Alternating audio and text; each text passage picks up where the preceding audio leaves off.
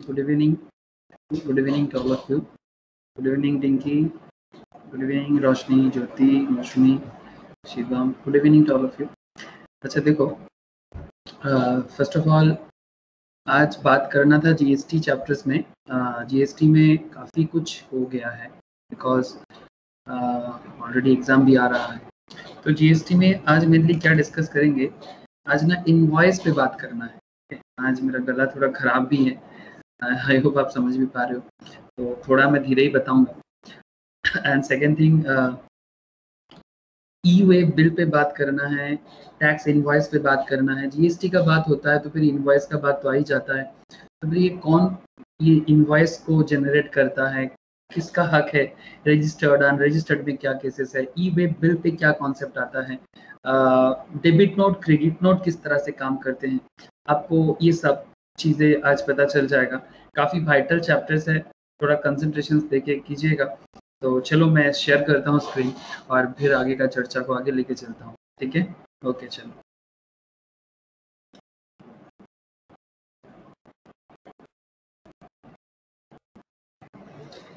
तो देखो, जैसे कि मैं आपको बता रहा था, टैक्स इनवॉइस पे बात हो रहा है. तो टैक्स इनवॉइस पे आप एक चीज देख सकते हैं, credit and debit note and E way bills. Tax invoice, credit and debit note and E way bills. तो ये जो जीएसटी का चैप्टर है, ये आपको क्या क्या सिखाते हैं. तो चलो कंप्लीट ओवरव्यू लेते हैं. Complete overview. चलो, तो फर्स्ट ऑफ ऑल जीएसटी का मतलब क्या आप लोग जानते हो कि अगर हम लोग गुड्स या सर्विस किसी को सेल कर रहे हैं एज ए सेलर, मतलब एज ए सप्लायर, तो फिर this is the primary responsibilities of the supplier कि वो क्या करे कि वो बदले में जो भी गुड्स है वो सेल कर सकता है, लेकिन जो टैक्स है वो भी कलेक्ट करे और फिर सरकार के घर में जमा करे, है ना. देखो, सरकार के घर में जमा करने का साइट भी आपको पता है, ये है जीएसटी का कॉमन पोर्टल. ये देखो मैं आपके लिए रेडी रखा हूँ, गुड्स एंड सर्विस टैक्स का कॉमन पोर्टल. इसमें आप रजिस्ट्रेशन कर सकते हो, पेमेंट कर सकते हो, अगर कुछ सर्विसेज है वो ले सकते हो, रिफंड है तो कर सकते हो, ई वे बिल का जो सिस्टम है वो भी बताऊंगा मैं आपको. तो साइट में सारा का सारा चीजें होते हैं. आप लोग अल्टीमेटली ही साइट में जाके आप लोग जब एज ए जीएसटी प्रैक्टिशनर काम करोगे तो सारा का सारा काम यहीं पर होता है. तो लेकिन उससे पहले आपको नॉलेज तो ले लेना चाहिए. तो चलो मैं आपको जो नॉलेज है वो आप यहाँ से ले लो, एग्जाम भी रेडी कर लो और रियल लाइफ के लिए भी रेडी होना चालू हो जाओ सर. तो who can raise a tax invoice, सबसे बड़ा क्वेश्चन कि ये टैक्स का जो इनवॉइस है, जीएसटी का जो इनवॉइस है, कौन रेज कर सकता है. तो ऑब्वियसली सप्लाइंग टैक्सेबल गुड्स और सर्विसेज, रजिस्टर्ड पर्संस जो टैक्सेबल गुड्स सप्लाई करते हैं या service taxable supply services supply करते हैं, वो ऑब्वियसली टैक्स इनवॉइस रेज कर सकते हैं. रिसीविंग टैक्सेबल गुड्स और services from unregistered supplier, registered persons जो अनरजिस्टर्ड सप्लायर से कुछ रिसीव कर रहे हैं, मतलब यहाँ पर आरसीएम का कॉन्सेप्ट आ जाते हैं. रिवर्स चार्ज मैकेनिज्म, आप समझ पा रहे हो कि रिवर्स चार्ज मैकेनिज्म क्या होता है. रिवर्स चार्ज मैकेनिज्म पे जो रिसिपेंट होते हैं वो अगर कोई अनरजिस्टर्ड सप्लायर से कुछ लेते हैं तो उससे वो भी टैक्स इनवॉइस रेज कर सकते हैं, बिकॉज अनरजिस्टर्ड जो सप्लायर है उसके पास तो ये अथॉरिटी होता नहीं कि वो इनवॉइस रेज करे. तो इन दैट केस रिसीवर है वो रेज कर सकता है. तो who can raise a tax invoice, इसका दोनों क्वेश्चंस का जवाब आपको यहाँ पर मिल रहा है. तो चलो बात को आगे बढ़ाते हैं, क्योंकि ये इनवॉइस रेज करना, इनवॉइस का सारा खेल देखना, यही इस चैप्टर का आज मजा है. तो टाइम लिमिट क्या है, टैक्स इनवॉइस का इश्यूएंस ऑफ इनवॉइस का टाइम लिमिट क्या है. तो चलो, तो टाइम लिमिट में अगर बात करें तो टैक्सेबल सप्लाई होना चाहिए ना. सप्लाई जब टैक्सेबल होगा, चाहे वो गुड्स का हो या सर्विस का हो, है ना. गुड्स का भी हो सकता है, सर्विस का भी हो सकता है, ये तो एकदम कॉमन पॉइंट है सब. तो गुड्स में बात करते हैं पहले. गुड्स बहुत ज्यादा पॉपुलर पॉइंट है, इन्वॉल्विंग मूवमेंट ऑफ गुड्स. अच्छा, टैक्सेबल सप्लाई इनवॉइस इशू तभी होगा जब आपका involvement of movement of goods होगा, मतलब गुड्स का मूवमेंट होना जरूरी है. नो मूवमेंट ऑफ गुड्स में भी हो सकता है और सेल और रिटर्न सप्लाईज के केस में भी हो सकता है. तो इन्वॉल्विंग मूवमेंट ऑफ गुड्स मतलब जब गुड्स का मूवमेंट हो eight the time of removal, जब गुड्स का मूवमेंट के लिए रिमूव होता है उस टाइम पे इनवॉइस इशू होना चाहिए. अगर गुड्स का कोई मूवमेंट नहीं हो रहा है लेकिन फिर भी गुड्स ट्रांसफर हो रहा है तो उस केस में eight the time of delivery, मतलब गुड्स यहाँ से वहां नहीं जा रहा है, कहीं वहीं पर है, तो उस टाइम पे जो जब भी डिलीवरी होगा, मतलब पहले बायर सेलर से सेलर से बायर के पास जाएगा, है ना, सेलर से बायर के पास जाएगा, तो जब भी बायर के पास जाएगा डिलीवरी तो हो जाएगा ना, तो एग्जैक्टली सेलर से बायर के पास जाएगा eight the time of delivery में कॉन्सेप्ट होगा। तो गुड्स के केस में जब मूवमेंट होगा तो eight the time of removal, जब ट्रांसपोर्टर गुड्स को लेकर रिमूव करेगा। अगर नो मूवमेंट ऑफ गुड्स है तो eight the time of delivery is important here. And अगर गुड्स रिटर्न हो रहा है, सेल और रिटर्न सप्लाईज, मतलब आपने गुड्स दिया था लेकिन अगेन वो रिटर्न हो रहा है, in that case before or at the time of supply, before or at the time of supply or within 6 months from the removal whichever is earlier, ठीक है। Before or at the time of supply मतलब अगर return का concept आ रहा है, cell और return supplies मतलब आप सेल कर रहे हो रिटर्न बेसिस पे, तो before or at the time of supply में हो सकता है, या फिर 6 महीना from the time of removal, मतलब जिस दिन आपका गुड्स रिमूव के लिए जा रहे हैं उसके अंदर से 6 महीने के अंदर whichever is earlier, whichever is earlier, इन दोनों में से जो पहले होगा उसमें आपका इनवॉइस रेज हो जाना चाहिए। ये रहा आपका गुड्स का खेल, ये रहा आपका गुड्स का खेल, मतलब गुड्स जब आप किसी को सप्लाई करोगे तो उस टाइम पे आपको क्या ध्यान रखना है, कब कब आप इनवॉइस इशू कर सकते हो, ये रहा उसका डेटा, ये रहा गुड्स का टैक्स इशुएंस का कॉन्सेप्ट। अब अगर मैं बात करूं आपसे सर्विस रिलेटेड पॉइंट्स में, तो सर्विस का पॉइंट आपको बताता है कि with in 30 days, please point to be noted, with in 30 days from the supply of service, जिस दिन आप सर्विस कर रहे हो उसके 30 दिन के अंदर आपको इनवॉइस इशू कर देना चाहिए। अगर आप इंश्योरेंस या बैंकिंग बिजनेस चलाते हो तो आपके लिए डेट का एक्सटेंशन किया गया है और वो 30 दिन को एक्सटेंड करके 45 डेज किया गया है, इस बात पे ध्यान रखिएगा please. Okay, next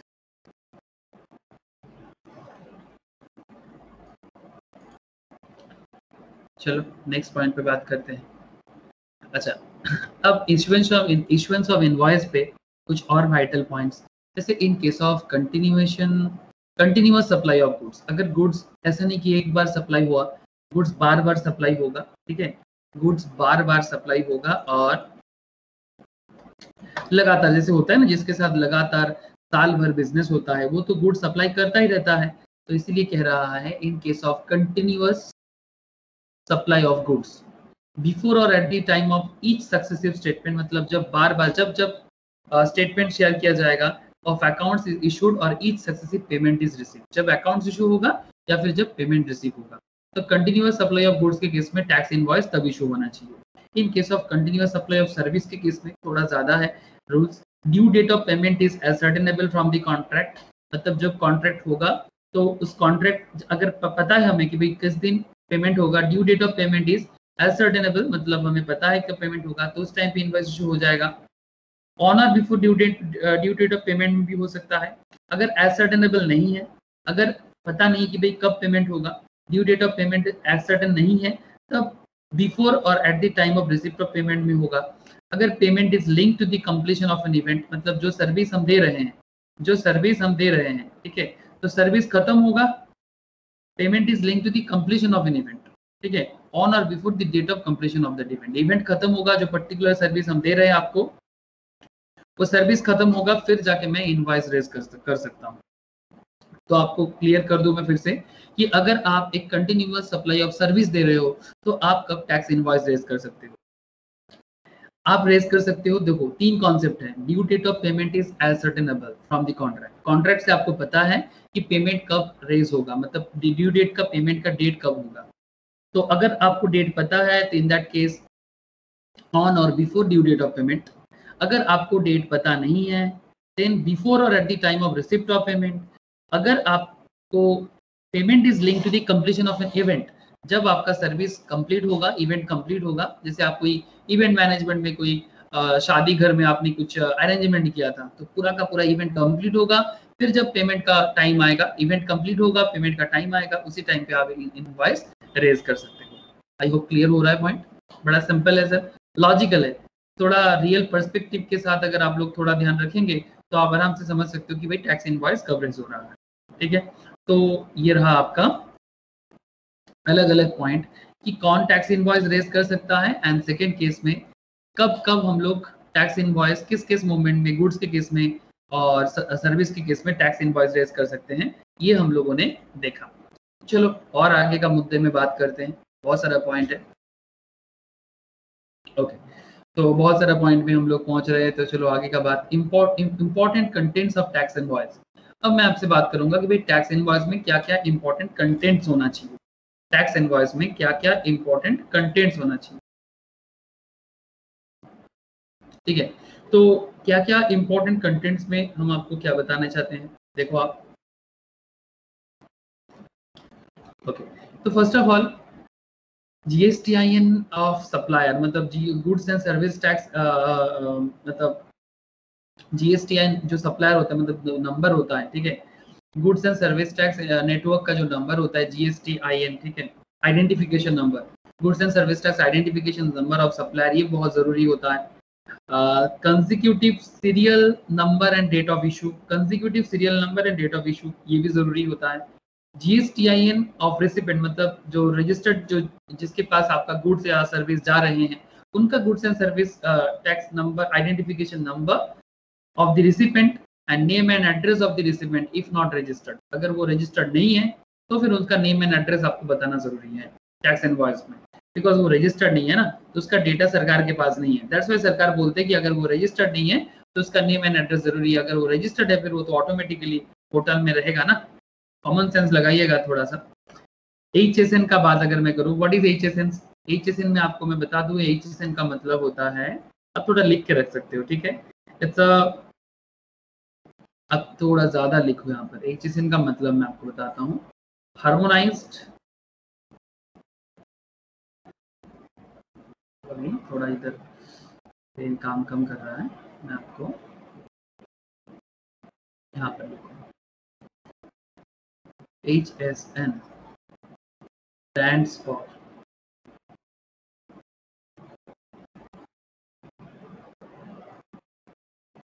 harmonised system of nomenclature. आपको बताता हूँ क्या है harmonised,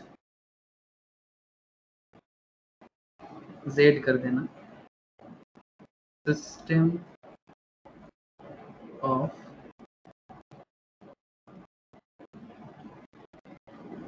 nomenclature, harmonised system of nomenclature.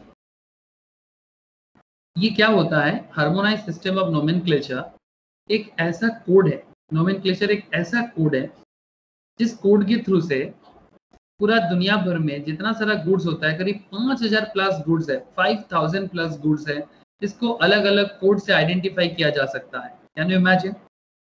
Seriously 5000 plus 5000 plus goods को आप अलग अलग करके आइडेंटिफाई कर सकते हो।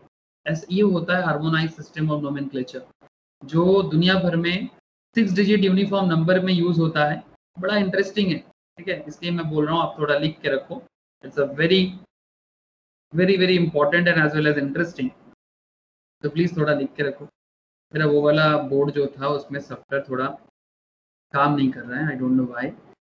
आप यहाँ से लिख के रखो HSN, ये कोड है, ठीक है। HSN code stands for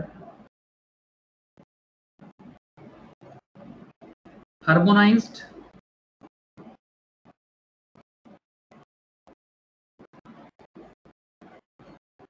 system of nomenclature. I hope अभी कोई दिक्कत नहीं हुआ होगा आपको लिखाई देखने में, बिकॉज ये एकदम क्लियर कर दिख रहा है। दिस सिस्टम, अब लिख के रखना please, this system has been introduced, has been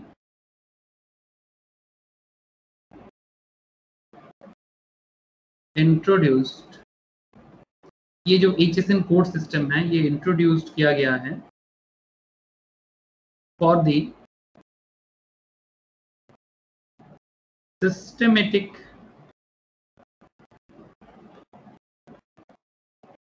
classification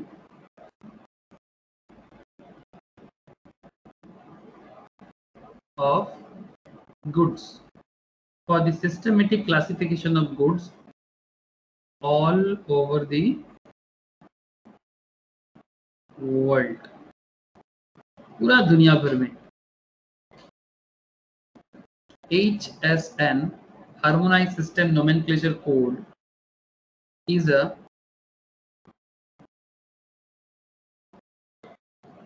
6-digit, please याद रखिएगा, 6-digit यूनिफॉर्म कोड। ये यूनिफॉर्म है, पूरा दुनिया भर में यूनिफॉर्म है। 6-digit uniform code that classifies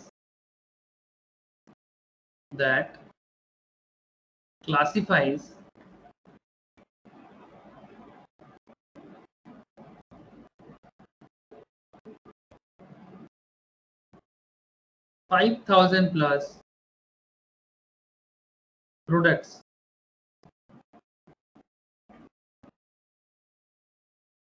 5,000 plus products and is accepted worldwide.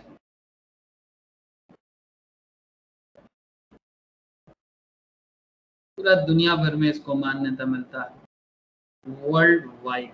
ध्यान दीजिएगा पॉइंट पे, कौन डेवलप करता है, सवाल मन में जरूर आ रहा है कि भाई इतना सारा कंट्री है, कौन सा कंट्री इसको डेवलप करता है। It was developed bye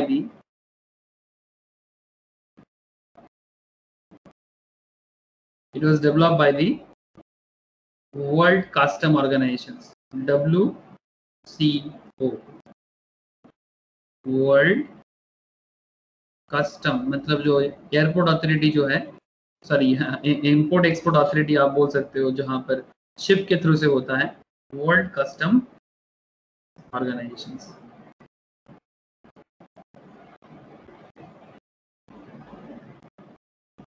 And it came into effect. It came into effect from 1998. Sorry, 1988. I'm sorry, 1988. 1988 से ये कॉन्सेप्ट यूज चल रहा है सर। 1988 से, आप समझ रहे हो ना। HSN code stands for harmonised system of nomenclature. 1988 से 5,000 प्लस प्रोडक्ट को 6-digit कोड के थ्रू से दुनिया भर में यूनिफॉर्म किया जा रहा है। वेरी सिंपल, बट इसको, इस नोट को जरूर लिखिएगा, इंपॉर्टेंट था, बड़ा इंटरेस्टिंग भी था। ओके, तो आपने देखा, आपने ये भी देखा कि important contents of tax invoice में अगर वो HSN का नंबर भी होता है, HSN कोड होता है, description of goods and service वो भी होना चाहिए, जरूरी है। Quantity of, in case of goods के केस में quantity, and total value of supply, कितने का वैल्यू है वो भी इनवॉइस में जरूरी है। Taxable value of supply, tax rate, central tax, state tax और इंटीग्रेटेड टैक्स। जैसे कि हमारे इंडिया में जैसे GST चल रहा है, CGST, SGST, IGST, UTGST, जो भी अगर यूनियन टेरिटरी हो तो UTGST, ये सारा का सारा होना जरूरी है। Amount of tax charge and place of supply, कहाँ पर सप्लाई होने के लिए जा रहे हैं, तो आप समझ पा रहे हो। वेरी इंपॉर्टेंट पॉइंट्स जो भी कंटेंट में होना चाहिए, और बड़ा इंपॉर्टेंट पॉइंट्स है। Address of the delivery, address of the delivery where different than place of supply.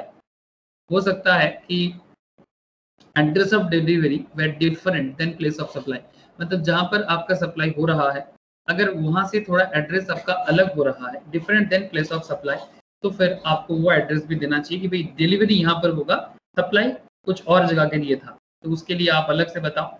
Tax payable on reverse charge basis, अगर RCM है मतलब रिवर्स चार्ज मैकेनिज्म का पॉइंट है, तो फिर आप रिवर्स चार्ज मैकेनिज्म के हिसाब से टैक्स पेबल का हिसाब अलग से बताओ।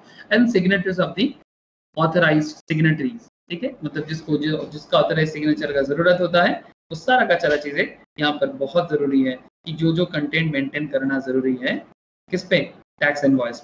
इनवॉइस जो हम लोग इशू करते हैं GST के टाइम पे, उसमें ये सब चीजें इंपॉर्टेंट होता है, बिकॉज यही तो डॉक्यूमेंट्स है जो सरकार का डेटा, आपका GST रिटर्न का डेटा, सब इसी में होता है। इसलिए बहुत वाइटल कंटेंट है, मतलब डेटाबेस है, आप बता सकते हो। ये आजकल तो DBMS का जमाना है सर, डेटाबेस मैनेजमेंट सिस्टम, जिसके पास डेटा उसी के पास भी सब कुछ है ताकत। अब मैं आपको बताने वाला हूँ कि ये इशूइंग ऑफ द इनवॉइस का मैनर क्या होता है, कि जब ये इनवॉइस इशू किया जाता है तो क्या मैनर पे इशू किया जाता है। Supply of goods and supply of service, दोनों अलग केसेस होते हैं। अगर गुड्स है तो ट्रिप्लीकेट इनवॉइस इशू होगा, ट्रिप्लीकेट मतलब 3, और अगर सर्विसेज है तो 2, जिसमें डुप्लीकेट। तो ट्रिप्लिकेट में एक ओरिजिनल कॉपी फॉर रेसिपेंट मतलब जिसके लिए जा रहे हैं, डुप्लीकेट कॉपी फॉर ट्रांसपोर्टर के पास एक रहेगा, एंड ट्रिप्लिकेट कॉपी जो है वो सप्लायर के पास रहेगा। नॉर्मली अगर आप देख सकते हो, नॉर्मली अगर आप थोड़ा बहुत देखे हो तो 3 कलर का होता है। आजकल तो कंप्यूटराइज्ड है, जो हैंडमेड होता है। मैंने अभी देखा, मेरे पापा के ट्रांसपोर्ट में देखा, चाचा और पापा जो हैंडल करते हैं बेसिकली फैमिली बिजनेस है, तो वहाँ पर मैंने देखा एक येलो पेज होता है, एक पिंक कलर का होता है और एक व्हाइट कलर का मैंने देखा। बाकी डिपेंड करता है, बट ये एक स्टैंडर्ड है। बट बाकी आजकल तो सब कंप्यूटराइज्ड है, तो ब्लैक एंड व्हाइट में बस नाम अलग होता है। तो ट्रिप्लिकेट में आप देख लिया। एंड डुप्लीकेट में सर्विस के केस में डुप्लीकेट जरूरी होता है, एक ओरिजिनल कॉपी फॉर रेसिपेंट होता है और एक डुप्लीकेट कॉपी फॉर सप्लायर्स होता है।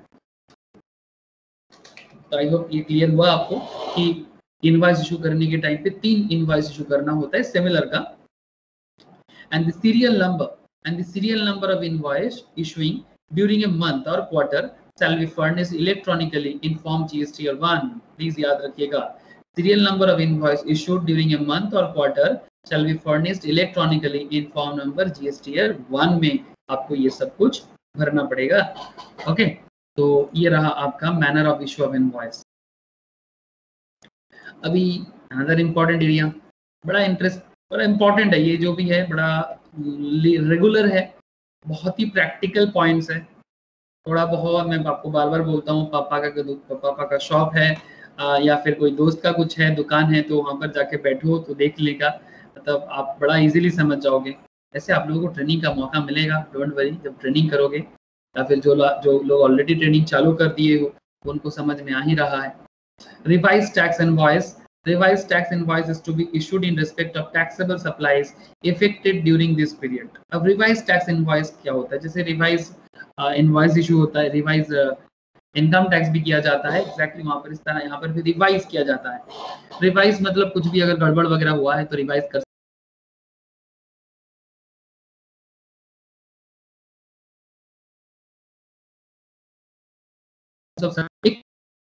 इनवॉइस होता है, CTRI कहते हैं उसको शॉर्ट में।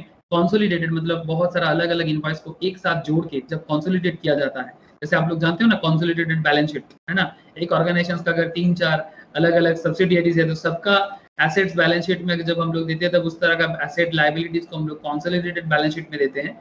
एग्जैक्टली अगर आप अलग अलग छोटा छोटा बहुत सारा इनवॉइस इशू कर रहे हो तो लास्ट में एक consolidated revise tax invoice issue कर सकते हो, may be issued in respect of taxable supplies made to an unregistered recipient during this period। अगर आप किसी अनरजिस्टर्ड रेसिपेंट को कुछ भी सप्लाई किए हो तो उस केस में आप कंसोलिडेटेड टैक्स इनवॉइस इशू कर सकते हो, ठीक है, जो रिवाइज पॉइंट में आप कर सकते हो बाद में। And in case of interstate supplies, अगर आप इंटरस्टेट मतलब एक स्टेट से अनदर स्टेट में अगर आप सप्लाई कर रहे हो तो CTRI cannot be issued in respect of all unregistered recipient if the value of supply exceeds 2,50,000 during this period। अगर वैल्यू ऑफ सप्लाई 2,50,000 को क्रॉस कर रहा है और इंटरस्टेट सप्लाई कर रहे हो तो CTRI cannot be issued in respect of all unregistered recipient, but अगर 2.5 लाख से ऊपर जा रहा है तो इशू होना जरूरी हो सकता है। अब कंसोलिडेटेड टैक्स इनवॉइस का पॉइंट क्या है? कंसोलिडेटेड टैक्स इनवॉइस नॉर्मली जरूरी तभी होता है, पहला बात तो आप ये चीज देख लो कि भाई tax invoice is not required to be issued. Normally ये जो पॉइंट है आपका, tax invoice is not required to be issued. अब ध्यान से देखना, थोड़ा सा आपको टेढ़ा होना पड़ेगा, ठीक है, तो थोड़ा टेढ़ा होकर ही देख लो। Tax invoice is not required to be issued अगर वैल्यू ऑफ सप्लाई 200 रुपए से कम है, रिसिपेंट अनरजिस्टर्ड है, recipient does not require such invoice, ठीक है, recipient does not require such invoice, तो इन केस में नहीं है। But consolidated tax invoice shall be issued for such supplies at the close of each day in respect of all such supplies। मतलब ये तो normal tax invoice जरूरी नहीं है, but consolidated tax invoice issue करना जरूरी हो जाता है अगर रिसिपेंट अनरजिस्टर्ड है, अगर वैल्यू ऑफ सप्लाई 200 से नीचे है और recipient does not require such invoice ऐसा है, तो फिर ऐसा केस में आप कंसोलिडेटेड टैक्स इनवॉइस रेज कर लो और ईच डे के क्लोज में आप इसको अलग से रेज कर सकते हैं। तो ये कुछ पॉइंट्स है जो आपको थोड़ा ध्यान रखना पड़ेगा। अब मैं आपसे बात करने वाला हूँ बिल ऑफ सप्लाई के बारे में। Okay, bill of supply and receipt voucher.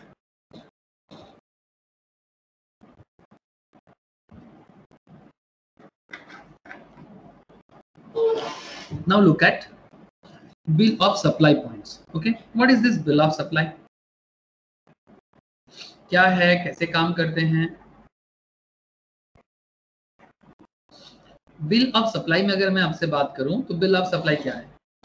Registered, अगर आप रजिस्टर्ड पर्सन हो, ठीक है, ध्यान दीजिएगा, रजिस्टर्ड पर्सन है आप, supplying exempted goods or service or both. आप जो गुड सप्लाई कर रहे हो वो एग्जेम्प्टेड है, या फिर जो सर्विस सप्लाई कर रहे हो वो एग्जेम्प्टेड है।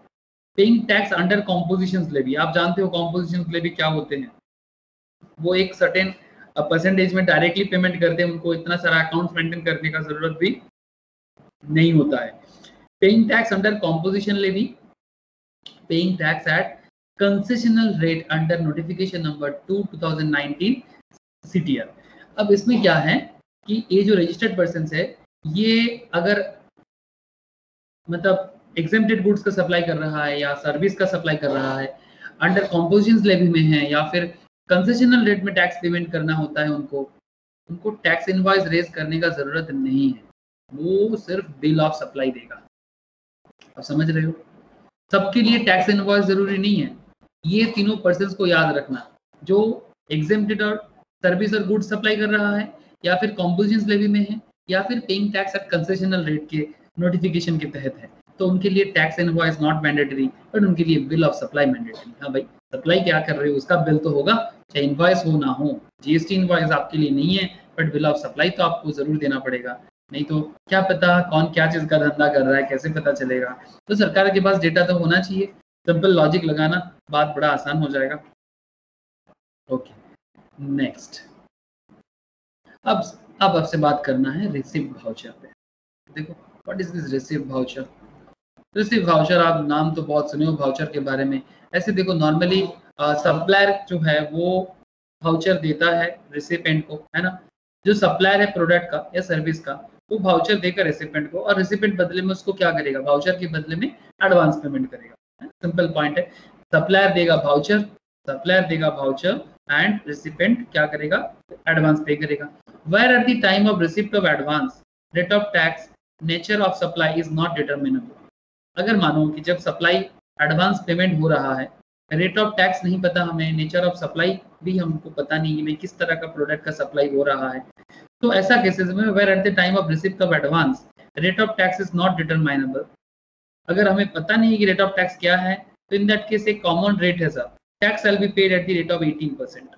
अगर आपको रेट नहीं पता तो 18% का दे दो, बाद में रिफंड वगैरह हो जाएगा।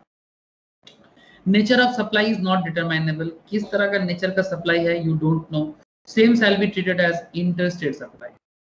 अगर आपको नहीं पता कि किस तरह का सप्लाई है, इंटरस्टेट है, इंट्रास्टेट है, अब उसको इंटरस्टेट ही ट्रीट करना, अगर वो डिटरमाइनेबल नहीं है जब आप वाउचर दे रहे हो, ठीक है, जब आप वाउचर बना रहे हो आपको पता नहीं है, तो ये दोनों चीजें ध्यान में रखना है। बाद में आप वाउचर रिफंड भी कर सकते हो, तो वाउचर रिफंड तब होता है, बड़ा कॉमन सेंस है, वाउचर रिफंड कब होगा, बड़ा कॉमन सेंस है। कॉमन सेंस क्यों?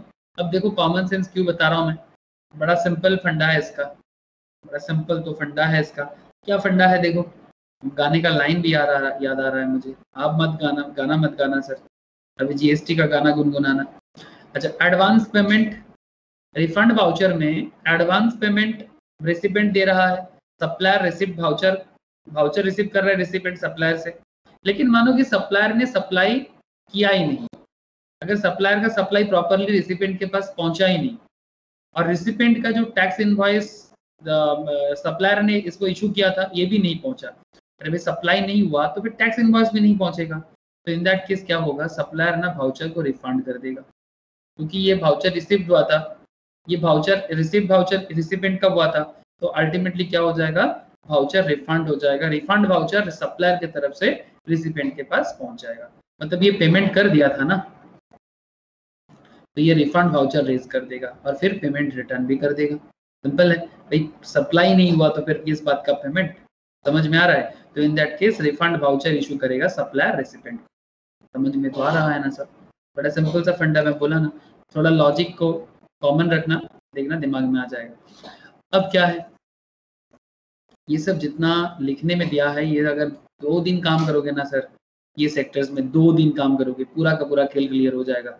बस अभी थोड़ा जान के जाओगे तो मजा भी आ जाएगा।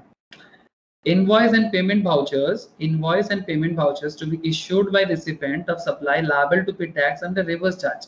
अब मैं आपसे बात करने वाला हूँ रिवर्स चार्ज मैकेनिज्म का पॉइंट पे। आरसीएम मतलब आरसीएम का पॉइंट तो आपको पता है, अरे भाई आरसीएम मतलब रिवर्स चार्ज मैकेनिज्म, जिसमें जो रेसिपिएंट है उनको टैक्स पेमेंट करना पड़ता है। अब पेमेंट वाउचर जो है वह रेसिपिएंट इज रजिस्टर्ड, अगर आरसीएम मतलब रिवर्स चार्ज मैकेनिज्म में जो रजिस्टर्ड है, मतलब जो जिसको देना पड़ता है रेसिपिएंट, वो अगर रजिस्टर्ड है तो अंडर सेक्शन 9, अच्छा तो वो अगर रजिस्टर्ड है तो क्या है, receive the supplies taxable on reverse charge basis, receive the supplies taxable on reverse charge basis का पॉइंट है, तो उसमें दो पॉइंट आता है, एक सेक्शन 9 सबसेक्शन 3 और एक सेक्शन 9 सबसेक्शन 4। तो section 9 subsection 3 and section 9 subsection 4, section 9 subsection 3 applicable किसके लिए होता है, जहां सप्लायर इज रजिस्टर्ड, और अंडर सेक्शन 9(4) में वो आते हैं जहां सप्लायर 9(3) में एक सप्लायर इज रजिस्टर्ड भी होता है और एक सप्लायर इज अनरजिस्टर्ड होते हैं, और 9(4) में वो आता है जो सप्लायर अनरजिस्टर्ड होता है। मतलब सिर्फ अनरजिस्टर्ड हो तो फिर 9(4) में आ जाना, 9 सबसेक्शन 4 में, और अगर आप रजिस्टर्ड भी हो एज वेल एज अनरजिस्टर्ड भी हो तो आप 9(3) दोनों में आ सकते हो। रिसिपिएंट विल इशू, अब दोनों केस में क्या है, तीनों केस में recipient will issue a payment voucher at the time of making payment to supplier. जो रिसिपिएंट है उस वो पेमेंट वाउचर इशू करेगा at the time of making payment to supplier, जब वो सप्लायर को पेमेंट करेगा, रिसिपिएंट है ना तो पेमेंट करेगा, उसी टाइम को पेमेंट वाउचर भी इशू कर देगा। ठीक है, तो ये होता है आपका आरसीएम के पॉइंट में। आरसीएम मतलब जो रिवर्स चार्ज मैकेनिज्म में पेमेंट वाउचर इशू करना पड़ता है रिसिपिएंट को, किसके लिए, सप्लायर के लिए। ठीक है ना। और इनवॉइस का अगर मैं बात करूं इसी पॉइंट पे, पेमेंट वाउचर तो हो गया, अब इनवॉइस का क्या खेल है। इनवॉइस में अगर आप देखें, इनवॉइस में वह recipient is registered again and receive the supplies taxable on reverse charge basis, again वही point 9 subsection 3 and 9 subsection 4। 9 subsection 3 में वो आते हैं जो सप्लायर इज रजिस्टर्ड भी है एंड सप्लायर इज अनरजिस्टर्ड भी, नहीं सॉरी, हाँ ठीक ही बोल रहा था मैं, थोड़ा सप्लायर अगर रजिस्टर्ड भी है तो भी 9 सबसेक्शन 3 में आते हैं, सप्लायर अगर अनरजिस्टर्ड भी है तो भी सबसेक्शन 3 में आ सकता है। लेकिन आपको थोड़ा ध्यान रखना पड़ेगा, 9(4) में सिर्फ सप्लायर जो अनरजिस्टर्ड है वो आते हैं। और एक चीज ध्यान देना, जहां सप्लायर 9 सबसेक्शन 3 के तहत भी अगर अनरजिस्टर्ड सप्लायर है और 9 सबसेक्शन 4 के तहत वो अनरजिस्टर्ड सप्लायर है, तो रिसिपिएंट सेल इशू इनवॉइस, इन दोनों केस में रिसिपिएंट इनवॉइस इशू करेगा। बट अगर वो रजिस्टर्ड सप्लायर है तो फिर इनवॉइस इशू वो थोड़ी ना करेगा, क्योंकि सप्लायर अगर रजिस्टर्ड है तो इशू मतलब सप्लायर ही उसको इशू करेगा इनवॉइस को। ये तो कॉमन सेंस है, आई होप आपको याद है, बिकॉज हम लोग आरसीएम के बारे में काफी डिटेल्स पढ़ा था। बट इन दोनों केस में सप्लायर अनरजिस्टर्ड है, तो सप्लायर जब अनरजिस्टर्ड है, रिसिपिएंट अगर रजिस्टर्ड है, तो फिर ऑटोमेटिकली रिसिपिएंट का ही जिम्मेदारी आते हैं कि भाई आप इनवॉइस इशू करना। ठीक है, तो कॉमन सेंस तो भारी नहीं पड़ रहा है ना sir, because common sense is not so common. तो आप थोड़ा ध्यान दीजिएगा और ओल्ड चैप्टर्स को एक बार प्लीज गो थ्रू कीजिएगा ताकि आपको कोई दिक्कत ना हो। बड़ा कनेक्टेड है एवरीथिंग। चलो सर, नेक्स्ट हम लोग बात करेंगे क्रेडिट नोट पे। अब what is this credit note? ऐसे तो बचपन से आप लोग अकाउंट्स में क्रेडिट नोट डेबिट नोट पढ़ते आ रहे हो। क्रेडिट नोट क्या है कि जहां पर one or more tax invoice, where one or more tax invoice have issued for supply of any goods or service or both, एक से ज्यादा या मोर टैक्स इनवॉइस इशू हो गया है। तो जैसे कि क्या क्या हो सकता है, टैक्सेबल वैल्यू इन इनवॉइस, मतलब आपने इनवॉइस में जो वैल्यू दिया वो ज्यादा है, taxable value in respect of such supply.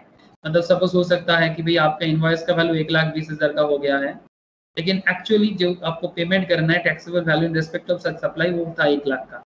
मतलब जहाँ 1,00,000 का था आपका वैल्यू ज्यादा हो गया, इनवॉइस का वैल्यू 1,20,000 का हो गया, या फिर invoice tax charge on invoice है 1,20,000 का, 1,20,000 का, but tax payable in respect of such supply 1,00,000 का है। तो जब ज्यादा हो जाएगा, या फिर वह the good supplied return by the recipient, ये भी हो सकता है कि जो रिसिपेंट है वो गुड्स को वापस कर दिया, रिटर्न कर दिया, या फिर where goods or service are both supplied are found to be deficient, मतलब जितना ऑर्डर किया गया था उससे कम ऑर्डर मिला है लेकिन पेमेंट तो पूरा लिया भाई। आपने किसी को 50 बैग्स का कोई प्रोडक्ट का ऑर्डर किया था, एक्चुअल ऑर्डर था 50 बैग्स का पर मिला 40 बैग्स का, लेकिन पेमेंट तो 50 का हो गया था ना, तो बाकी 10 के लिए आपको क्या करना पड़ेगा, क्रेडिट नोट इशू करना पड़ेगा। किसको? सप्लायर को। अब समझने का कोशिश कीजिएगा कि क्रेडिट नोट इशू करता है supplier where one or more tax invoice have been issued for supply of any goods or service अगर टैक्सेबल वैल्यू इन इनवॉइस वो अगर ज्यादा अमाउंट आप चार्ज कर रहे थे जितना आपने वैल्यू सप्लाई किया, तो फिर आप क्रेडिट नोट इशू करना किसके अकाउंट में, बेसिकली बायर के लिए क्रेडिट नोट इशू होता है। मतलब वो या तो आप बाद में एडजस्ट कर लो, सिंपल फंडा है, बाद में एडजस्ट कर सकते हो ना। बाद में एडजस्ट मतलब हो सकता है अगर आप 20,000 का अभी ज्यादा अमाउंट दिखा रहे हो, तो फिर नेक्स्ट मंथ का जब वो अगर कंटिन्यूएशन सर्विस है तो इजीली एडजस्ट हो जाते हैं। आप समझ रहे हो पॉइंट? अगर कंटिन्यूएशन सर्विस हो रहा है तो एडजस्टमेंट ऐसे हो जाते हैं। सपोज मानो कि इनवॉइस में 1,20,000 दिख रहा है बट एक्चुअली करेंटली 1 लाख है, सप्लाई 1 लाख का हुआ है। तो अभी सप्लायर क्या करेगा,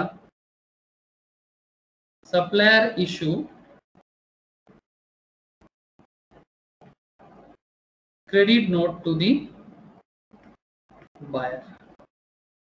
अब बायर को क्रेडिट नोट इशू करने का फायदा क्या हो जाएगा कि नेक्स्ट टाइम ये जो एक्स्ट्रा 20,000 का है, या तो वो प्रोडक्ट का वो 20,000 का प्रोडक्ट ऐसे उठा सकता है या फिर वो 20,000 रिफंड कर देगा। ठीक है, इस तरह से होता है credit note. And exactly debit note ठीक उसका ऑपोजिट होगा, मतलब जिसमें बायर को देना पड़ेगा सप्लायर को। आप समझ रहे हो ना, रेसिपिएंट को देना पड़ेगा सप्लायर को। बस उल्टा हो जाएगा सर। कॉमन सेंस लगाने के लिए बार बार बोल रहा हूँ मैं, प्लीज कोशिश कीजिएगा। बट फिर भी common sense is not so common. Okay, तो अगेन आप यहाँ पर देख सकते हो कि कब कब क्रेडिट नोट इशू होता है। जब, फिर से बता रहा हूँ, जब taxable value in invoice greater than taxable value in respect of such supply, या फिर tax charged in invoice greater than tax payable in respect of such supply, where the goods supplied are returned by the recipient, या फिर where goods service और both supplied are found to be deficient, कम में आया है। इस case में क्या होता है,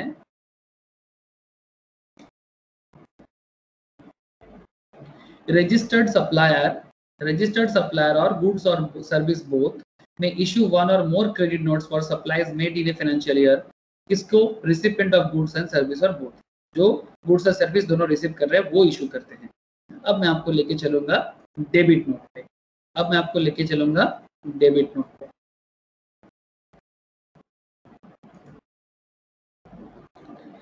debit note where one or more tax invoice have been issued for a supply of any goods or service or both। taxable value in invoice, अगर invoice का जो वैल्यू है वो कम है, इनवॉइस का वैल्यू मानो कि उल्टा लिखूंगा अभी, 1 लाख का है, इनवॉइस का वैल्यू 1 लाख का है, जहां taxable value in respect of such supplies 1,20,000 का होना चाहिए। 1,20,000 का एक्चुअल में है लेकिन इनवॉइस में दिख रहा है 1 लाख, तो फिर 20,000 का क्या होगा, डेबिट नोट इशू हो जाएगा भाई, बायर्स अकाउंट्स में डेबिट होगा। टैक्स चार्ज इन इनवॉइस कम है compare to tax payable in respect of such supply. In that case registered supplier जो है, supplier of goods or service or both में issue one or more debit notes for supplies made in a financial year. किसको, recipient को। भाई आपका 20,000 अभी बाकी है तो डेबिट नोट इशू करेगा, तो बाकी पेमेंट कर दो, सिंपल बात है। बात समझ रहे हो ना। क्रेडिट नोट के केस में ज्यादा पेमेंट कर दिया तो क्रेडिट नोट इशू कर देगा, तो बाद में एडजस्ट हो जाएगा नेक्स्ट परचेस में। और डेबिट नोट इशू तब करेगा जब कम पेमेंट किया हुआ है, बाकी पेमेंट के लिए डेबिट नोट इशू करेगा। मतलब अभी आपका पेमेंट करना बाकी है, किसका, रेसिपेंट का, तो रेसिपेंट को बाकी पेमेंट करना पड़ेगा, सिंपल है। तो ये रहा आपका डेबिट नोट और क्रेडिट नोट का कॉन्सेप्ट। अगर आपने ये दोनों कॉन्सेप्ट समझ गए तो फिर बाकी रहता है क्या, बाकी रहता है ई वे बिल। ठीक है, और इस चैप्टर का मोस्ट इंपॉर्टेंट भी बोल सकते हो और सबसे लास्ट भी बोल सकते हो, ई वे बिल। रास्ते में जब भी गुड्स आता है ना सर, तो उसके लिए ई वे बिल होना चाहिए, जरूरी है। इसको वे बिल भी कहते हैं, आजकल इलेक्ट्रॉनिकली होता है इसलिए नाम है इलेक्ट्रॉनिक वे बिल। पहले मैनुअली होता था, आज भी मैनुअली होता है, कंप्लीटली ई वे बिल हुआ नहीं है। But meaning of E way bill and why is it required. E-way bill is an electronic document generated on the GST portal evidencing movement of goods. Section 68 mandates that government may require the person in charge of a conveyance carrying any consignment of goods of the value, मतलब जो किसी conveyance मतलब किसी गाड़ी में कोई goods को लेके आ रहे हैं, उन्हीं का चार्ज में होते हैं person in charge। consignment of goods, जो consignment लेके जा रहे हैं, of value exceeding such amount as may be specified to carry with him। जितना अमाउंट के ज्यादा, मतलब इतना अमाउंट से ज्यादा गुड्स कैरी करने में आपको हमेशा वे बिल का जरूरत पड़ता है। Documents and such devices as may be prescribed. Rule 138 of the CGST rule 2017 prescribes e-waybill as the document to be carried for the consignment of goods in certain prescribed cases. Cases तो मैं आपको बताने वाला हूँ, but before that I want to show you. ये रहा आपका goods and service tax का वेबसाइट। अब यहाँ पर मैं आपको दिखा रहा था ना, ये देखो यहाँ पर होम है, यहाँ पर सर्विसेज है, यहाँ registration, payments, user service, refunds. जैसे अभी मैं रिफंड्स में बात कर रहा था कुछ देर पहले। ई-वेबल सिस्टम पे आ जाओ। जैसे आप ई-वेबल में क्लिक करते हो तो देखो आपके यहाँ पर दिखाते हैं 2 years of e way bill, movements of goods under GST, CGST rules 138 annexures में आपको जो बता रहा था। और जो मैं आपको पॉइंट अभी बताया वो पॉइंट देखो यहाँ पर भी कितना सुंदर बोला गया है। E way bill is mandatory for interstate movement of goods consignment value exceeding 50,000 in motorised conveyance. आप समझ पा रहे हो कि जो भी हम लोग बातें करते हैं सारा का सारा यहाँ पर लिखा हुआ है। और सबसे ज्यादा हमेशा अपडेशन आपको कहाँ मिलेगा? ऑब्वियसली गवर्नमेंट के साइट में मिलेगा। तो ज्यादा जानकारी या ऑलवेज कनेक्टेड रहने के लिए जीएसटी के साथ आप हमेशा ये साइट में विजिट करना और help and tax payer facilities पे भी जाना, आपको और ज्यादा नॉलेज मिलेगा। मैं आपको वो सारा का सारा चीज दिखाना कोशिश करता हूँ ताकि आप हमेशा अपने आप को बनाते हुए चलो, हमेशा अपने आप को बनाते हुए चलो। कभी भी पीछे नहीं रहना है, समय के साथ चलो या तो समय के आगे चलो, समय के पीछे नहीं चलना है। Please try to maintain. I hope आप लोग बात समझ सकते हो बिकॉज काफी डिटेल्स में बताने का कोशिश करते हैं। Meaning of e way bill and why is it required, तो जिसमें मैंने आपको यहाँ पर बताया। ओके, आगे चलो मैं कोशिश करता हूँ आपको क्या समझाने का। When is required to be generated? E-waybill is mandatory in case of movement of goods of consignment value exceeding कितना 50,000। अभी मैंने बताया आपको साइड से।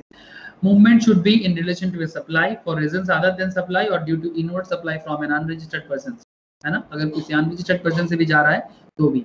Registered persons causing movement of goods shall furnish the information relating to said goods in Part A from GST EWB 01। ठीक है, part A of EWB E-waybill 01 में आपको सारा का सारा चीजें दिखाना पड़ता है। या देखो यहाँ पर भी लिखा हुआ है, ये देखो यहाँ पर कहाँ गया,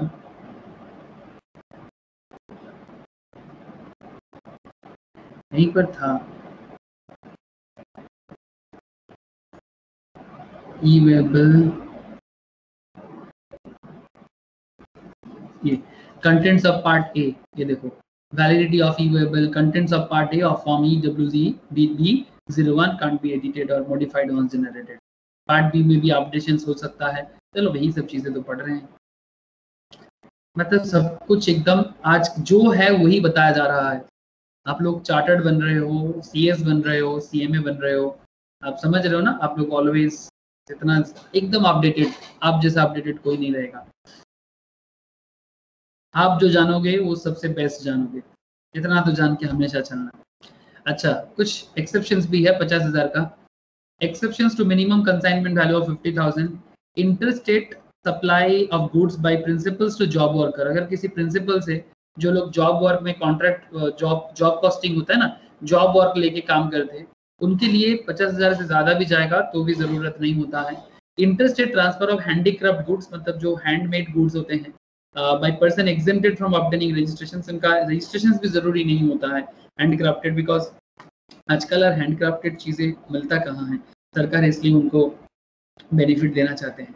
सब कुछ मशीन्स मेड हो गया सर, हैंडीक्राफ्टेड तो कलाकार का काम होता है ना, तो कलाकार खत्म हो जाएगा, ये अच्छा बात नहीं है। इसलिए हैंडीक्राफ्टेड गुड्स को हमेशा थोड़ा सा बढ़ावा देना चाहिए, बस बहुत जरूरी है। हर बात में उन पे भी टैक्स लगाओगे तो बंदा ऐसे ही तो उनका आजकल कोई मतलब दाम नहीं देता, ऊपर से अगर टैक्स लगा दोगे तो उनको तो दिक्कत हो जाएगा sir. Who causes movement of goods? कौन करता है? If supplier is registered and undertakes to transport the goods, movements of goods is caused by the supplier। अगर सप्लायर खुद मूवमेंट करवाते हैं तो फिर सप्लायर मूवमेंट करा रहा है। If the recipient arranges transport, जो गुड्स को रिसीव करेगा, अगर वही ट्रांसपोर्ट को अरेंज कर लेता है, किस ट्रांसपोर्ट से उसके घर में सामान आएगा। जैसे कोलकाता में बड़ा बाजार में पोस्ता एरिया है, पोस्ता एंड मालापाड़ा एरिया है सर, आप लोग अगर जानते नहीं हो मैं आपको बता रहा हूँ, वहाँ पर अलग अलग ट्रांसपोर्टेड है, तो उस ट्रांसपोर्ट के थ्रू से लोग अपने घर में अपना दुकान में सामान लाते हैं। तो अगर वो खुद अपना ट्रांसपोर्ट अरेंज करते हैं, movement would be caused by him. If goods are supplied by unregistered supplier to a registered non recipient, registered non recipient movement shall be caused by such recipient. तो कौन मूवमेंट करा रहे हैं ये आपको देखना चाहिए और ये आपको यहाँ से पता चल जाएगा। जब भी आप नेचर देखोगे आप समझ जाओगे। Information to be furnished in the e waybill. E waybill में क्या क्या इंफॉर्मेशन जरूरी है? पार्ट ए में to be furnished by the registered person who is causing movement of goods. Part B में to be furnished by the person who is transporting the goods.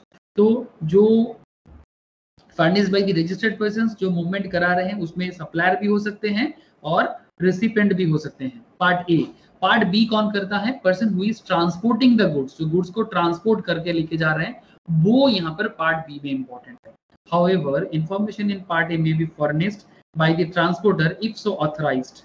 जरूरत पड़ने से, ऑथोरिटी मिलने से पार्ट ए को भी furnish कर सकते हैं transporter by the e commerce operator. मतलब वही बात हो गया, ई कॉमर्स ऑपरेटर मतलब आप समझ रहे हो ना, फ्लिपकार्ट, अमेजन, डिलीवरी जो बोल की जो कंपनीज है जो ऑनलाइन ई कॉमर्स प्रोडक्ट को डिलीवरी करते हैं, courier agency, DTDC, but the goods are supplied through them. अगर उनके थ्रू से गुड्स आ रहे हैं तो नॉर्मली एक registered person who is causing movement of the goods, और बी कौन कर सकता है?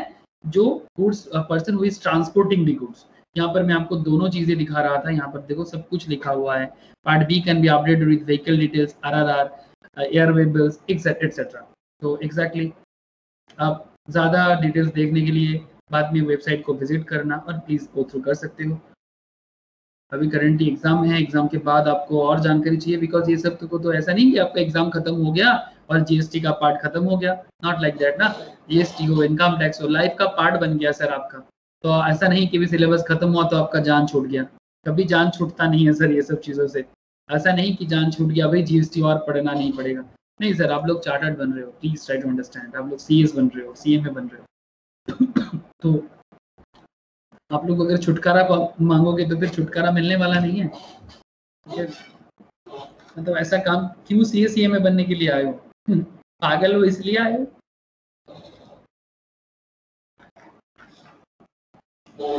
पागल लोग ये सब करते हैं, पागलपंती होना भी चाहिए, नहीं तो जिंदगी में क्या रहेगा सर? कुछ नहीं रहेगा। Okay, who can generate the e waybill? कौन जनरेट कर सकते हैं? E waybill is to be generated by the registered consignor or consignee if the transportation is being done in own. अगर वो खुद से ट्रांसपोर्टेशन कर रहे हैं और हायर्ड कन्वीनियंस पे कर रहे हैं, कन्वीनियंस पे, और बाय रेलवेज, बाय एयर और बाय वेसल्स, और द ट्रांसपोर्टर भी कर सकता है if the goods are handed over to a transporter for transportation by road where neither the consignor nor consignee generates the e-waybill। Please ध्यान रखिएगा, अगर आपका ट्रांसपोर्ट का बिजनेस है या फिर आप किसी ट्रांसपोर्टर को कंसल्ट करते हो तो प्लीज इसको ध्यान रखिएगा कि अगर आप खुद से नहीं करते हो तो ट्रांसपोर्टर को करना ही पड़ेगा।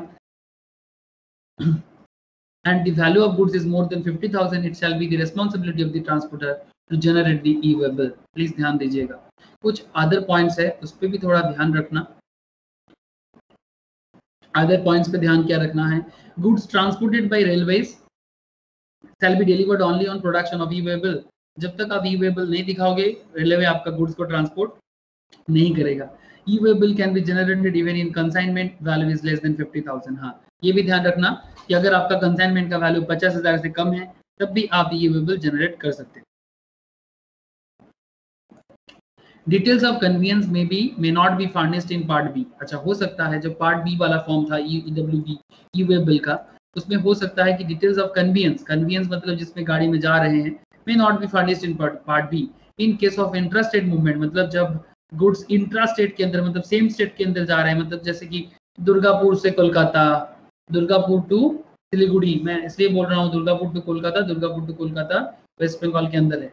अगर मैं पटना से मुजफ्फरपुर का बात करूं, ठीक है, या फिर अगर मैं नागपुर से मुंबई का बात करूं, तो एक ही स्टेट के अंदर का बात है। तो इन case of intrastate movement of goods up to 50 kilometre distance from place of business of consignor or to place of business of transporter for further transportation. मतलब कंसाइनर के घर से ट्रांसपोर्टर के घर तक सामान आ रहा है फॉर फर्दर ट्रांसपोर्टेशन 50 किलोमीटर के अंदर, या फिर from persons of business of transporter, place of business of transporter finally to place of business of consignee। ऐसा केसेस हो रहा है तो हो सकता है कि कंसाइनी का कन्वीनियंस डिटेल्स उसमें फार्निश नहीं है। Transfer of goods to another convenience, ऐसा भी हो सकता है कि भाई एक कन्वीनियंस से दूसरे कन्वीनियंस से माल को लोड किया जा रहा है, In such cases, the transporter or generator of the e-way bill shall update the new vehicle number. मतलब अगर बार बार कन्वीनियंस चेंज हो रहा है तो नूतन जो नया व्हीकल है, जो न्यू व्हीकल है, उसमें जब चेंज हो रहा है उसका व्हीकल नंबर को अपडेट करना पार्ट बी में जरूरी है of the EWB before such transfer and further movement of goods. ये चीज ध्यान रखना चाहिए बिकॉज हर एक चीज का ट्रैकिंग होना जरूरी है ना। आप लोग ऑनलाइन में प्रोडक्ट खरीदते हो और प्रोडक्ट को खरीदने के बाद आप लोग ट्रैक कर पाते हो ना, बिकॉज ट्रैक तभी पॉसिबल होता है क्योंकि उसमें ये सारा का सारा चीजें एकदम पूरा का पूरा ऑनलाइन में जो डिजिटल पैटर्न तो है वो तो हो ही रहा है, सेंसर के थ्रू से तो बन ही रहा है, लेकिन साथ में ये सब चीजें भी बहुत जरूरी हो जाता है। अब मैं आपको बताने वाला हूँ consolidated e way bill in case of road transport. अब what is this consolidated e way bill? ध्यान दीजिएगा पॉइंट पे, बड़ा इंटरेस्टिंग पॉइंट है। After e way bill has been generated where multiple consignments are intended to be transported in one conveyance, the transporter may indicate the serial number of e-way bills generated in respect of each such consignment electronically on the common portal, and a consolidated e-way bill in form GST EWB02 may be generated by him on the said common portal prior to movement of goods. अगर consigner or consignee has not generated the e-way bill in GST EWB01 जो main है, and the aggregate of consignment value of goods carried on in the conveyance is more than 50,000 है, the transporter खुद shall generate individual form GST EWB01 on the basis of invoice or bill of supply or delivery challan, and may also generate a consolidated e-way bill in form GST EW02 prior to the movement of goods. Please ध्यान दीजिएगा, consolidated e-way bill भी generate करना जरूरी होता है। अगर consignor consignee नहीं करता है तो ट्रांसपोर्टर को खुद करना पड़ेगा, अदरवाइज कॉमन पोर्टल में जाके जो कंसाइनमेंट है उसके लिए आपको जीएसटी EWB02 भी करना पड़ता है। एक बार प्लीज देख लीजिएगा पॉइंट को, बड़ा इंटरेस्टिंग पॉइंट है। ई-वे बिल कैंसिल भी हो सकता है, ई-वे बिल कैंसिल भी हो सकता है, कैंसिलेशंस भी हो सकता है, लेकिन कैसे?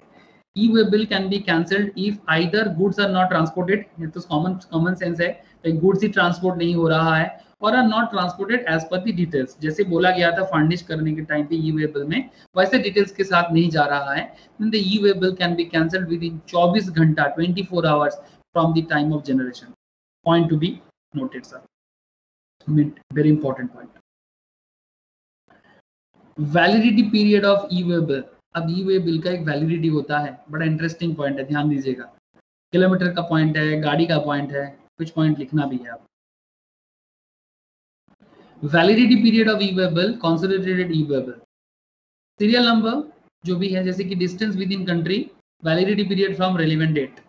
डिस्टेंस अगर विद इन कंट्री, एक ही कंट्री के अंदर, हाँ अच्छा देखो डिस्टेंस विद इन कंट्री इसलिए बोला जा रहा है बिकॉज कोई कंट्री का डिस्टेंस बहुत पास में भी होता है।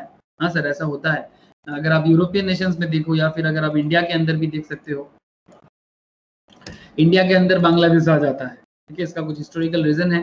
पाकिस्तान बड़ा क्लोज है बिकॉज वो भी इंडिया है, एक टाइम पे इंडिया था, बाद में झगड़ा हो गया तो पार्ट हो गया। तो आप समझ रहे हो ना मैं क्या कहना चाहता हूँ?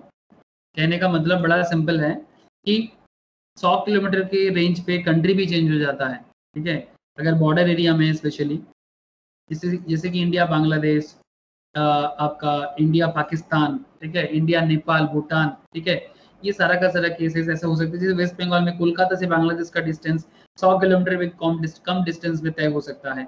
अगर कोलकाता में ही बोनगा जो एरिया है, बोनगा एरिया से बांग्लादेश बड़ा नजदीक है।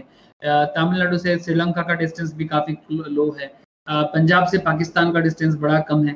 सर आपको बता दो लाहौर से अमृतसर का डिस्टेंस सिर्फ 45 किलोमीटर का है, ठीक है। तो आप समझ ही सकते हो कि 100 किलोमीटर के अंदर बहुत बार ऐसा हो सकता है कंट्री चेंज हो जाता है, कंट्री अलग होता है तो ऐसा लगता है भाई कितना दूर होगा, भाई लाहौर गया है, कुछ नहीं सर। जो लोग अमृतसर में रहते हैं लाहौर तो उनके लिए एकदम मैं निकला गड़ी लेके जैसा बात है। तो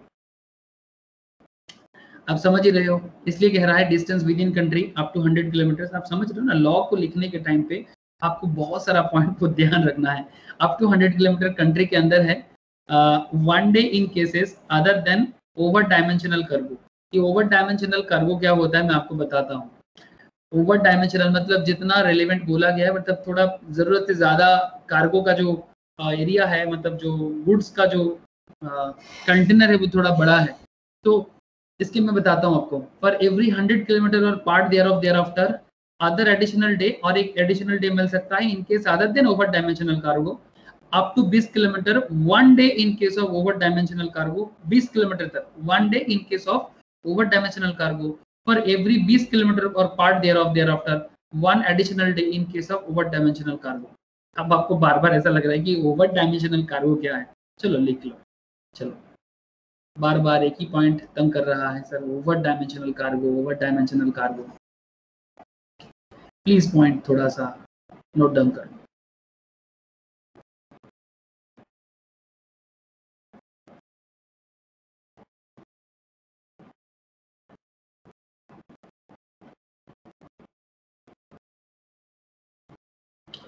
थोड़ा लिख लीजिएगा, ओवर डायमेंशनल कार्गो में बात करना है।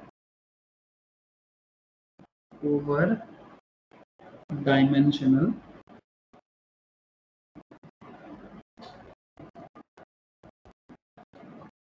क्या है?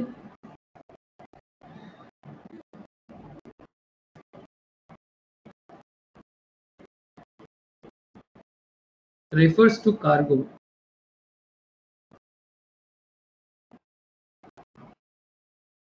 carried as a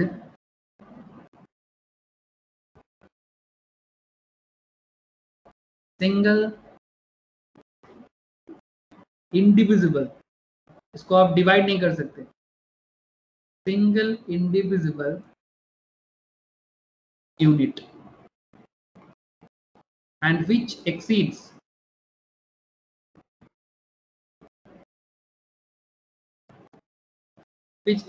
the dimensional limits, the dimensional limits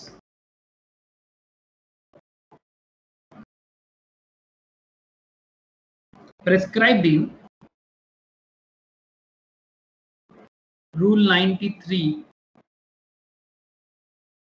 of the Central Motor Vehicles Act. Rule Central Motor Vehicles Rule 1989. Over dimensional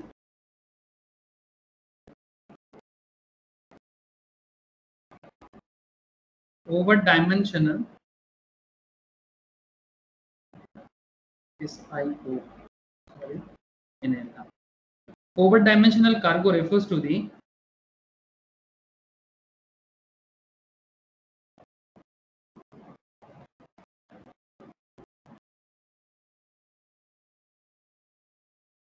over-dimensional cargo refers to the cargo which extends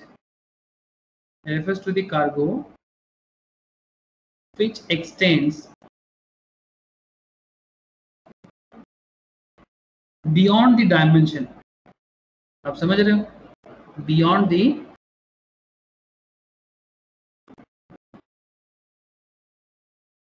dimension ना मतलब length, bread और height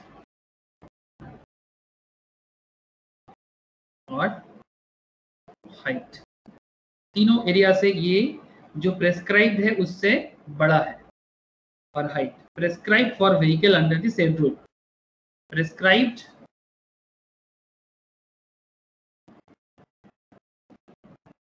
for vehicle under the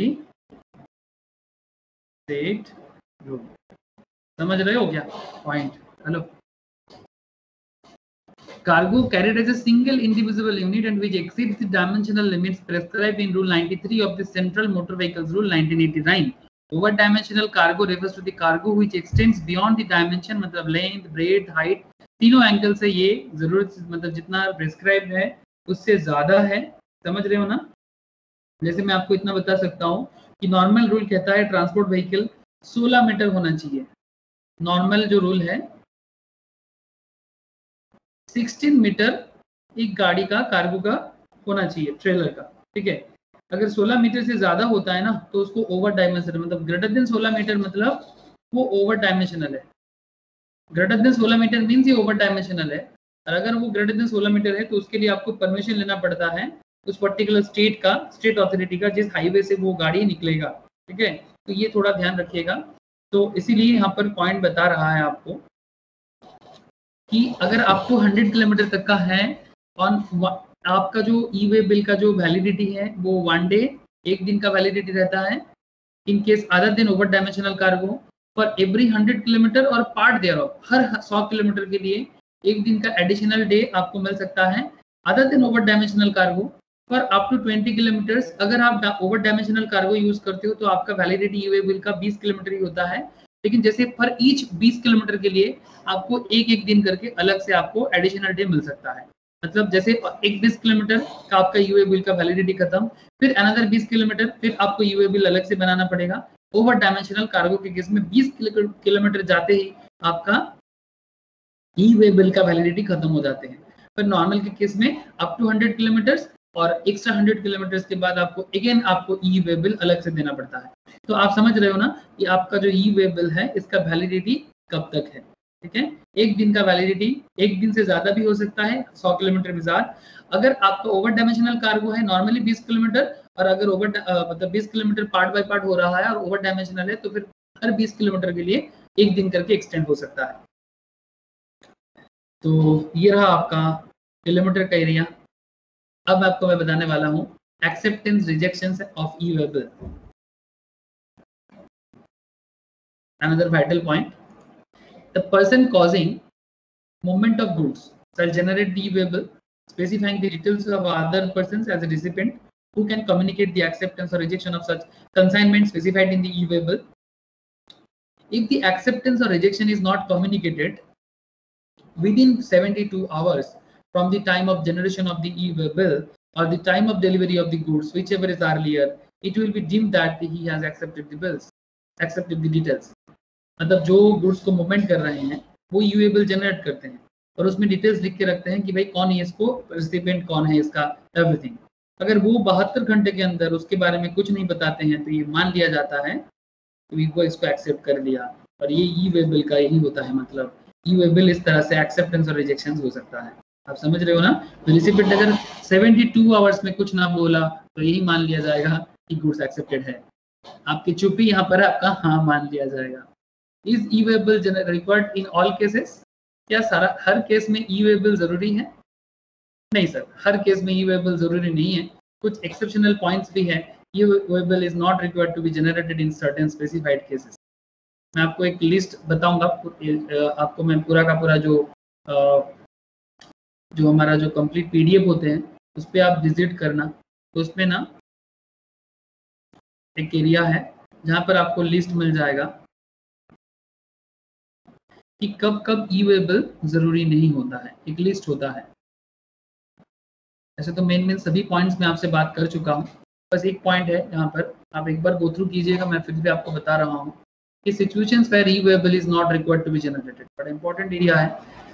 लंबा list है थोड़ा, description of goods, जैसे कि अगर मैं आपको कुछ पॉइंट्स बता सकता हूँ, बाकी कुछ पॉइंट्स एक बार गो थ्रू कर लीजिएगा, मैं इतना बताऊंगा आपको।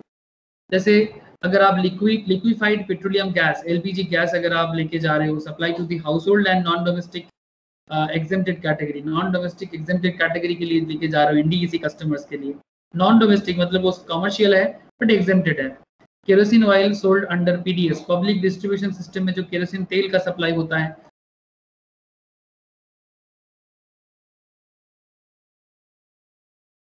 transported by Department of Post, natural and cultured pearls and precious or semi-precious stones, precious metals and metals clad with precious metals, ये चीज अगर ट्रांसपोर्टिंग हो रहा है। Jewellery, goldsmith, silversmith, wares and other articles, chapter 71। Currency अगर transporting हो रहा है, जो नोट वगैरह हमारे पॉकेट में होता है, इसका ट्रांसपोर्टेशन में जरूरी नहीं होता। Used personal and household effects, coral, unworked and worked coral, ये कोड है इनका। ठीक है, वर्क कोरल, कोरल जो मिलता है सर समुद्र के नीचे मिलता है। अगर आप कभी अंडमान निकोबार आइलैंड विजिट करते हो तो आपको जेन्युइन कोरल देखने को, एकदम मतलब जो जिंदा कोरल होता है वो देखने का मौका मिलेगा सर। कभी जरूर विजिट करना। हेवन है सर, हेवन मतलब यहाँ पर आपको कोरल दिख जाएगा सर। ठीक है, this is the Andaman Nicobar island, India ही है सर। तो जरूर जाना अंडमान सी, क्योंकि यहाँ पर विजिटर्स कम है, पोल्यूशन कम हुआ है। ऐसे तो पहले हर जगह में ही कोरल मिल जाता था, बट आजकल नहीं मिलता है बिकॉज दुनिया बहुत ज़्यादा पोल्यूटेड हो रहा है। सिर्फ वही जगह अच्छा है सर जो जगह में इंसान नहीं पहुंचा है, ज़्यादा कम इंसान सही है, टू मच क्राउड सब कुछ खत्म कर रहा है। ओके, तो आपने देखा कि किस किस केस में ई वेबल जरूरी नहीं है, और थोड़ा लिस्ट लंबा है, एक बार प्लीज गो थ्रू कर लीजिएगा। ओके सर, कर लीजिए। Documents devices to be carried by a person in charge of convenience, invoice और बिल सप्लाई और डिलीवरी चालान जरूरी है आपके साथ लेके जाना जो कन्वीनियंस पे गुड्स लेके जाते हैं। Copy of the e waybill is physical form or the e waybill number in electronic form or mapped in RFID। RFID का मतलब होता है, मतलब ये एक तरह का कोड सिस्टम है, radio frequency identification device. Radio लिख के रख सकते हो, radio frequency identification device, RFID, radio frequency identification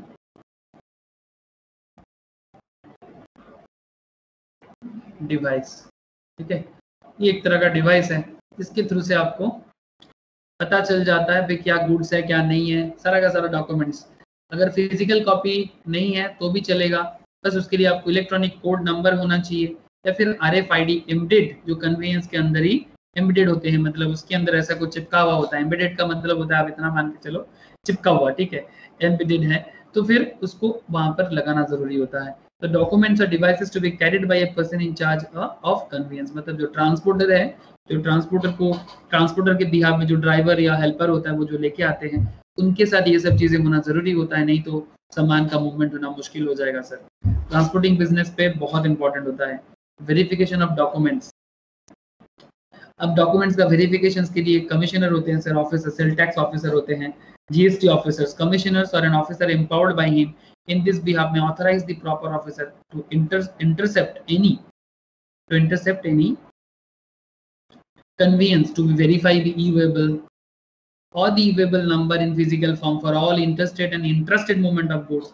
Physical verification of a specific conveyance can also be carried out by any officer on receipt of specific information on evasion of tax, अगर कुछ पता चल रहा है भाई tax का चोरी हो रहा है, obtaining necessary approval of the commissioner of an officer authorized by him in this behalf. Inspection and verification of goods में एक इंपॉर्टेंट पॉइंट है, प्लीज उसको थोड़ा याद रखिएगा। ये समरी रिपोर्ट जो इंस्पेक्शन करेगा उसको ये इंस्पेक्शन का रिपोर्ट तो जमा करना पड़ेगा ना, ऐसे ही तो नहीं ना भाई जब मर्जी चाहे बिजनेसमैन का ट्रक को रोक के कुछ भी कर लो, नियम क्या है, ऐसे अलग पॉइंट है। रियल लाइफ में बिजनेसमैन डर के चलते हैं थोड़ा सा, रियल लाइफ ना ही बताओ तो अच्छा है, बट क्या है जो है वो आपको सुनना पड़ेगा। A summary report of every inspection of goods in transit shall be recorded online on the common portal। मैंने आपको कॉमन पोर्टल बार बार दिखा रहा हूँ, ये रहा कॉमन पोर्टल, आपको यहीं पर सब कुछ डिटेल्स रखना जरूरी होता है, यहीं पर रिपोर्ट देना जरूरी होता है, ठीक है। सर्विसेज में सारा का सारा, ठीक है, यूजर सर्विस में सब कुछ देना पड़ता है, ठीक है। तो ये रहा कॉमन पोर्टल, कॉमन पोर्टल पे आपको सारा का सारा डिटेल्स भरना पड़ेगा। So a summary report of every inspection of goods in transit shall be recorded online on the common portal by the proper officer within 24 hours of inspection, and the final report shall be recorded within 3 days of such inspections. Once physical verification of goods being transported on any conveyance, मतलब जो भी goods चल रहा है उसमें अगर physical verification हो गया, has been done during transit at one place within the state or in any other state, no further physical verification of the said conveyance shall be carried out again in this state. एक बार एक state के अंदर अगर verification हो गया, same state में again verification नहीं होगा। अब ट्रक को या जो भी कन्वीनियंस है इसको इतना ज्यादा रोक के नहीं रख सकते, इसमें क्या होता है ना, बिजनेस में बहुत लॉस होता है। Unless a specific information relating to evasion of taxes is made available subsequently. अगर इसके बाद कभी ऐसा पता चलता है कि नहीं वो जो ट्रांसपोर्टर है या फिर वो जो गुड्स लेके जा रहे हैं जो सप्लायर है उसका कोई टैक्स इवेशन का पॉइंट है, तभी रोक सकते हो, अदरवाइज नहीं रोक सकते गाड़ी को सेम स्टेट के अंदर। दूसरा स्टेट में अगेन चेकिंग हो सकता है। When a vehicle has been intercepted and detained for a period of exceeding 30 minutes, अगर 30 मिनट से ज्यादा गाड़ी को आप डिटेन कर रहे हो, रोक के रखते हो, the transporter may upload the said information in the common portal। तब ट्रांसपोर्टर का हक है कि वो उसका डिटेल्स इन्फॉर्मेशन विदाउट, मतलब अगर आपको लगता है ट्रांसपोर्टर को कि भाई 30 मिनट से ज़्यादा मेरे को गाड़ी को रख के रखा है और मेरा कोई भी लीगल पॉइंट्स नहीं है उसमें, तो वो उस इन्फॉर्मेशन को कॉमन पोर्टल में अपलोड कर सकते हैं और गवर्नमेंट ऑफिशियल्स उसके बिहाफ में ज़रूर कुछ ना कुछ स्टेप्स लेगा। जो कमिश्नर्स होते हैं जीएसटी लेवल पे, वो ज़रूर कुछ ना कुछ स्टेप्स लेगा। बिकॉज इंडिया में या कोई भी कंट्री में अगर डेवलपमेंट लाना है तो गुड्स का ट्रांसपोर्टिंग सिस्टम बड़ा ईजी होना चाहिए, जिसमें ये न्यू जीएसटी लॉ जो वैट में नहीं था वो जीएसटी लॉ में ला गया है, बट इसका इम्प्लीमेंटेशन पे अभी टाइम लगेगा।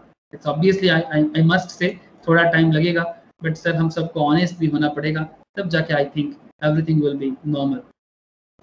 सर एक होमवर्क रहा आपके लिए, यहाँ पर बहुत सारा एमसीक्यूज दिया हुआ है, प्लीज एक बार एमसीक्यूज को गो थ्रू कर लीजिएगा, ठीक है। एमसीक्यूज के बाद कुछ ब्रॉड क्वेश्चंस भी है, उसका आंसर्स भी गिवन है सर, आप प्लीज आंसर्स एंड क्वेश्चंस जो भी है प्लीज एक बार गो थ्रू कर लीजिए। आई डोंट थिंक कि कोई डाउट रहेगा, अगर फिर भी डाउट रह जाता है तो आप मेन ये जो आपका नोट्स है, मैं नोट्स शेयर कर लेता हूँ आपसे, आप नोट्स एक बार रेफर कर लीजिए। तो आई थिंक ये जो चैप्टर है आप लोगों का जीएसटी में, आई डोंट थिंक दिक्कत रहेगा। फिर भी कोई प्रॉब्लम हो तो पूछ लेना। Tax invoice, credit and debit note and e way bill, यहाँ पर मैं कंप्लीट डिटेल्स आपके सामने रखा। अब बाकी आपको थोड़ा मेहनत तो करना ही है सर, तो थोड़ा मेहनत आप भी कर लो और अपना जो भी है आप एक बार रेडी कर लो इसको। That's the request from my side. और बाकी आप जो भी लगे आप करो, आप लोग बड़े हो गए सर, आप लोग अपना रिस्पॉन्सिबिलिटीज भी ले सकते हो, तो प्लीज़ रिस्पॉन्सिबिलिटी के साथ अपना काम कंप्लीट करो। ओके सर, ठीक है, थैंक यू सर, बाय, फिर tata, tata to all of you.